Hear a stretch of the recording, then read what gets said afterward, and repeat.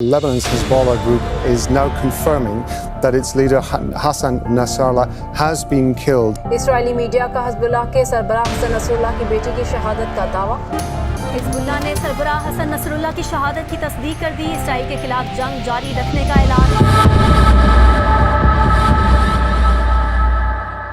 Hezbollah के head Hasan Nasrallah वो इस दुनिया में नहीं रहे, शहीद हो चुके हैं। ये रिपोर्ट कंफर्म हो चुकी है अरब मीडिया की तरफ से। अब दोस्तों क्या होने वाला है, अब बहुत बड़ी तबाही होने वाली है, बहुत बड़ी जंग होगी। इसराइल अब सफ़े हस्ती से मिटने वाला है। ऐसे कुछ थंबनेल्स हमें पाकिस्तानियों की तरफ से देखने को मिलेंगे सिर्फ व्यूज के लिए।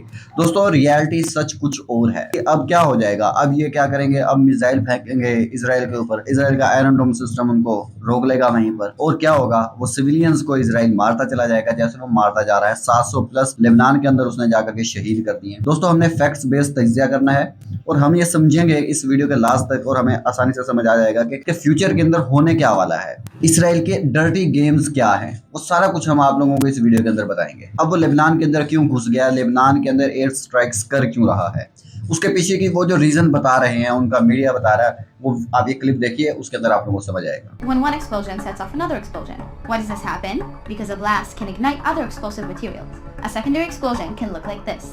This is a Hezbollah launch site in southern Lebanon, where explosive materials were hidden inside civilian homes. We struck a specific part of the site, but due to the presence of explosive materials inside the building, additional explosions were triggered from the initial blast and caused more damage. The civilians of southern Lebanon are forced by Hezbollah to live amongst explosives. अब Israel ये कह रहा है कि जो Lebanon के अंदर buildings हैं उनके नीचे उन्होंने मिसाइल रखे हुए हैं। हम क्या कर रहे हैं, हम उन मिसाइल्स को तबाह कर रहे हैं और हिजबुल्लाह को तबाह कर रहे हैं। अब वो उन मिसाइल को तबाह करने जाते हैं तो ऊपर बिल्डिंग के अंदर सिविलियन रहते हैं, तो सिविलियन मारे जाते हैं, बहुत बड़ी तादाद में मारी जाती है सिविलियंस की। इन सिंपल दोस्तों वो कह रहे हैं कि हम सेल्फ डिफेंस कर रहे हैं, हिजबुल्लाह को खत्म करेंगे ताकि हम सर्वाइव कर सकें। यही बात वो गाजा के अंदर करते थे। असल गेम इसराइल की जो है वो साफ हो चुकी है। इसराइल ने खुद उस गेम को क्लियर किया है जो ये करना चाहते हैं फ्यूचर के अंदर। अब क्या हुआ, जब रिसेंटली यूएन के अंदर नेतन्याहू स्पीच करता है तो तकरीबन सारी यूएन जनरल असेंबली जो है वो खाली हो जाती है। लोग उठ करके चले जाते हैं, वॉकआउट कर देते हैं, जिनमें शहबाज शरीफ भी शामिल थे। वो सारे के सारे उठ करके आ जाते हैं। लेकिन उसके बाद जो इसराइल क्लियरली कहते हैं, वो क्या कहते हैं, आप स्क्रीन के ऊपर देखिए। उसने 2 मैप्स दिखाए।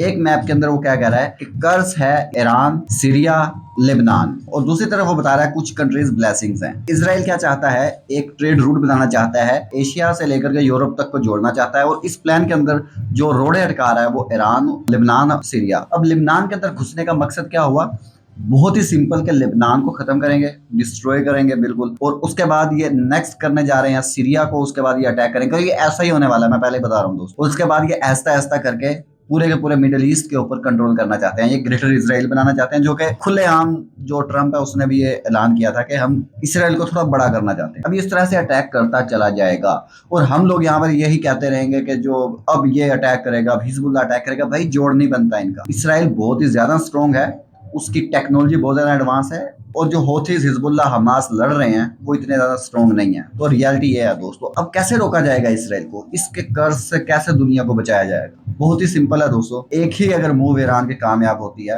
कि ईरान न्यूक्लियर वेपन तैयार कर लेता है, बना लेता है, और बहुत सारी रिपोर्ट्स तो ये भी कहती हैं कि उनके पास ऑलरेडी न्यूक्लियर वेपन तैयार हो चुका है, रशिया ने उनको दिया है, अब सिर्फ टेस्ट करना बाकी है। अगर ईरान टेस्ट कर देता है न्यूक्लियर वेपन को तो भाई आज ही मिडिल ईस्ट का राजा ईरान बन जाएगा और इसराइल फिर कुछ नहीं कर पाएगा। इसराइल तबाह करता जाएगा, और उसके पीछे सपोर्ट भी अमेरिका की है। और हिजबुल्लाह के बैक पे जो भी कंट्रीज खड़े हैं वो इतने ज्यादा स्ट्रॉन्ग नहीं है और इतना खुल कर वो आते भी नहीं है जिस तरह से अमेरिका आता है इसराइल के लिए। तो आप लोगों को क्या लगता है, अगर आप लोगों को वाकई में वैल्यू मिली है इस वीडियो से तो चैनल को सपोर्ट कीजिए, हमारे साथ जुड़िए। अगर आप ऐसी ही वीडियोस के अंदर इंटरेस्टेड हैं जियोपॉलिटिक्स के अंदर तो भी आप हमारे साथ जुड़ सकते हैं। देखने का शुक्रिया। अल्लाह हाफिज।